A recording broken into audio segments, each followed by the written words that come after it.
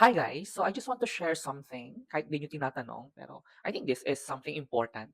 Kasi recently, may nag-chat sa akin na friend ko dyan sa Pinas. Tinatanong ako kung uuwi daw ba ako ngayong summer or ngayong bakasyon. Agad-agad ko siyang sinagot na, hindi ako uuwi. Kasi considering the fact na merong crisis na nangyayari sa Middle East and then naapektuhan ang buong mundo, tapos yung plane ticket, grabe, yung plane ticket ngayon sobrang mahal. So yung pambili ko dapat ng plane ticket, ipadala ko na lang sa Pinas.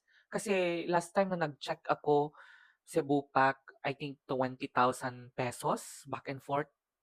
Grabe. Grabe yung 20K ha. So kung yung 20K na for bakasyon lang dyan sa Pinas, hindi pa kasali yung pocket money, ay nako, ipadala ko na lang sa mga magulang ko or ipadala ko na lang sa family ko yon. Tiisin ko na lang na hindi makauwi. Kasi dito sa Thailand, alam nyo, hindi namin ramdam yung crisis. Sa totoo lang. Tapos nababasa ko yung mga balita about sa Philippines, yung crisis diyaan, kawawa yung mga yung mga driver, ganon, yung mga commuters, kawawa sila. So kapag umuwi ako, ano na lang gagawin ko dyan? Eh di maapektuhan din ako ng crisis. 'Di ba? Kasi dito sa Thailand, hindi po namin naramdam yung crisis. Yes, hindi po namin naramdam.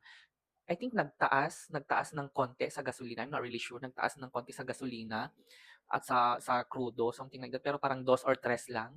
Meron pa nga akong nabalitaan na parang kung kailan nag-crisis, bumaba pa yung presyo ng ng oil dito.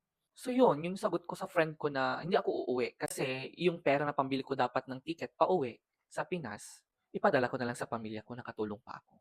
So ayun lang. Share ko lang naman. Bye.